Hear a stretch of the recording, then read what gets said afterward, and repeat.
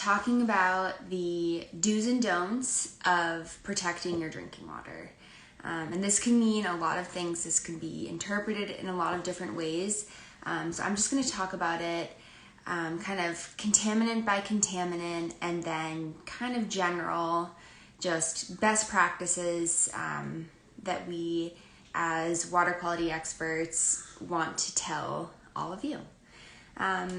So first I'm going to talk about lead, because this is probably one of the most frequently asked questions that our water nerds get on a daily basis. Is just, how do I protect myself from lead exposure? Or, what are the best practices? And it's wild that in, 2021, we're still talking about this, and it's because it's still very much a real issue. So, lead is a little bit different than other drinking water contaminants because it's found in pipes rather than the source water. So a contaminant like, BPA, like we talked about last week, might be present in source water. Lead is completely different. It's in the lead pipes, it's in the distribution network. And so it's much, much more difficult to tackle than, say, BPA, phthalates, things like that. So, again, for a little bit of context here, the use of lead pipes was banned in 1986. So you might be thinking, oh, okay, I have, new construction, I have a new house. That's our first don't, is that don't assume that just because your apartment building or your home is relatively new, that lead isn't of concern. That's totally not the case, because most metropolitan areas still have system-wide distribution pipes that are lead. And they deliver water from the treatment facility into people's homes.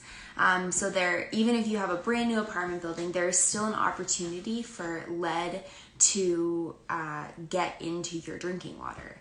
So some of these cities include, Chicago, LA, Boston, and several others that exceed what health experts claim to be safe. And for children, there's no safe level. It's 0. Children shouldn't be exposed to any level of lead. It can cause developmental issues and problems with IQ later on in life. So if you are living in a newer apartment building, what you can do is you can check your city's municipal water quality report just to see if, lead is something that at least the city is talking about, acknowledging. And it also kind of gives you context as to how well they're testing for it. So are they testing 50 homes per year? Are they testing 500 homes per year? Like, what are they, how involved are they in protecting against lead exposure? So if you live in a older home built before 1986, what you'll want to do is run your drinking water for at least 5 minutes before, drinking, cooking, or using baby formula. And that just gives the water a chance to kind of get rid of the lead after it's been sitting stagnant overnight, over a weekend, and then definitely over the course of a couple days if the water hasn't been running. So you can also get a water filter that is NSF certified or third-party tested to remove lead from drinking water. And you want to make sure that they're removing it at 1 month and 6 months through the whole course of what they're rated for. So that's lead. Those are the do's and don'ts of how you're going to protect yourself against lead exposure. We have a ton of really great resources on our blog that kind of go into a bit more detail about how to know if you have lead pipes, or if you have a lead service line, how to tell. So definitely check that out on our blog. So next I want to get into PFAS, which has been all over the news. We've been reporting on it for the past like 3-4 years, ever since it was kind of first made available in the news in North Carolina specifically. So PFAS are also known as forever chemicals, which it's terrifying, but it is kind of the reality of this category of chemicals. They are known to cause a handful of health effects, increased risk of cancer, including like kidney and testicular, lowered fertility rates, increased cholesterol, developmental issues in infants and young children, and then an increased risk of miscarriage. So the Yale School of Public Health did a study actually last year in 2020, and they determined that exposure to PFAS can increase your risk of miscarriage by 80 to 120%. So this is not a category of contaminants that we take lightly at Hydroviv by any means. So how can we protect ourselves from PFAS? So first and foremost, do assume that PFAS are in your drinking water. I say this because scientists have recently come out and said, hey, it's probably ubiquitous, meaning that it's in water quality, or it's in drinking water across the entire country, across municipal distribution systems everywhere. And that's kind of the take that we follow at Hydroviv, even if it hasn't been tested for in your municipality, which not a lot have. We'll get into that in a sec. We just assume. We assume that PFAS is present either in really small concentrations or really elevated concentrations. So don't assume that your municipality is testing for it. Only a handful of states actually have testing and monitoring requirements, and it's federally unregulated. So basically, unless you're one of those handful of states where they're making their municipal water providers test for it, there's really no way to know if it's in your drinking water. So what you can do is check out a couple maps created by the Environmental Working Group, which one of them shows where industrial producers of PFAS chemicals are located across the country. And it's actually a pretty surprising map, because you'd be surprised in like random areas of the country where there's like a factory producing PFAS chemicals. So definitely check that out. I'll link that in our bio after this live. And then the other map is Environmental Working Group has actually gone in and tested municipalities for PFAS. So this is just kind of like a voluntary test that they did of drinking water in several areas in the country, but not all municipalities were tested for, and that's kind of where that just assume it's in your drinking water plays in. So another thing that you can do, so PFAS is different than lead because it's actually in the source water itself.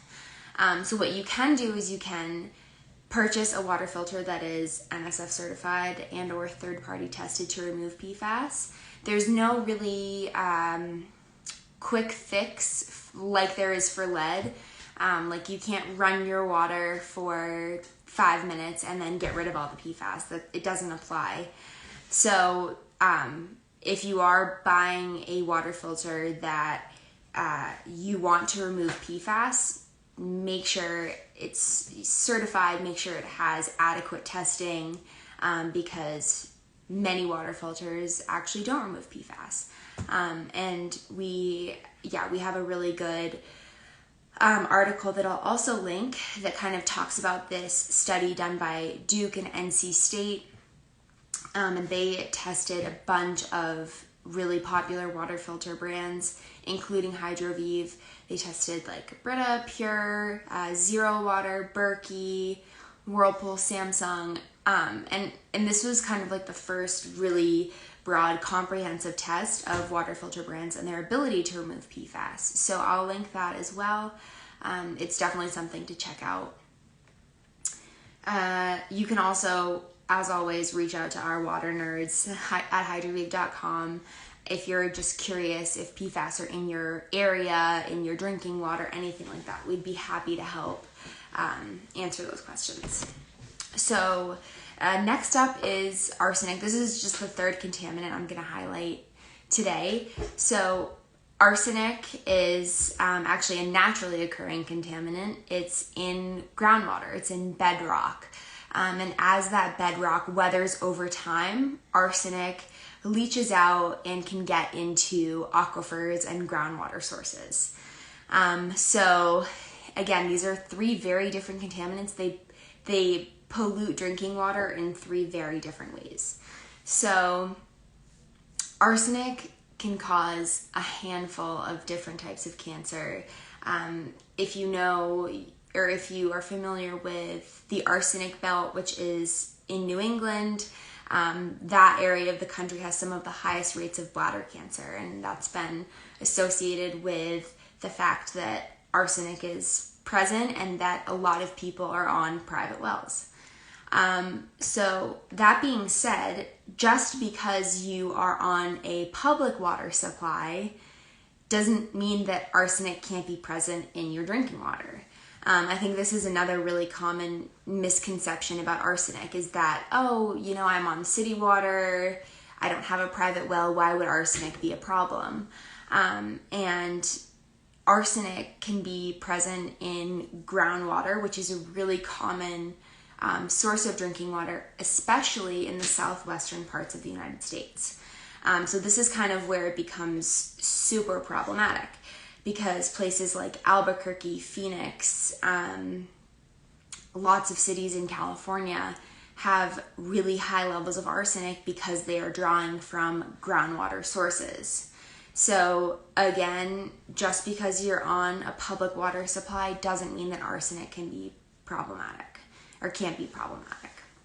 And then alternatively, if you are on a private well, you definitely want to get your well tested for arsenic every year or a couple of years, because those geological conditions can change. So we have a ton of people that come in through our live chat and they say, hey, I purchased my house 15 years ago. When I purchased the house, they gave me an arsenic test. Everything was good. You know, what do I do now? And we say, oh, wow, those geological conditions can change. Like they could have significantly changed over the course of 15 years. And also what was safe back then might not be safe now. So the original maximum contaminant level for arsenic was 50 parts per billion, and it's now 10. So what was once considered, oh, it's good, you passed your arsenic well check, might not apply to today's standards. Also, 10 parts per billion is super high. That's not a health level, that's just kind of an attainability level. It's the level that municipalities are able to reach, but even exposure to 10 parts per billion of arsenic is not considered safe. So, yeah. Wrapping up, just kind of more generally, so don't assume that just because your drinking water tastes great, it smells fine, it's crystal clear, and it also has a reputation for being good, that it actually is good. Because a lot of these contaminants, all three that I talked about today and so many others, you can't taste or smell or see in drinking water. So, you know, just because what comes out of your tap is seemingly pristine, that isn't always the case. And then finally, don't assume that any old water filter will do the trick. So we definitely follow the you get what you pay for type of model at Hydroviv. So if you are just buying like a $30 water filter, you can't assume that it'll do the same level of removal as something at a little bit of a higher price point. So, you know, those $30 pitcher filters that you can get at a big box store, without naming names here, are really only able to address chlorine, taste, smell, things like that. They're just not designed to remove things like lead, arsenic, Pfas. So just because, you know, you have a water filter, even if it's just a fridge filter, you can't assume that it's doing heavy lifting on contaminant removal. Okay, so I think I've said all I needed to say. I hope that you all found this useful, and definitely check out the links in the bio that I'll be putting up right after I end this live. And yeah, as always, if you have any questions at all, you can email us at hello@hydroviv.com. You can also go to hydroviv.com and use our live chat feature at the bottom right of the website, and we have scientists ready to answer your questions about anything related to water quality. We're happy to help. So thanks so much for tuning in, and we will see you all next week. All right, have a good Wednesday. Bye.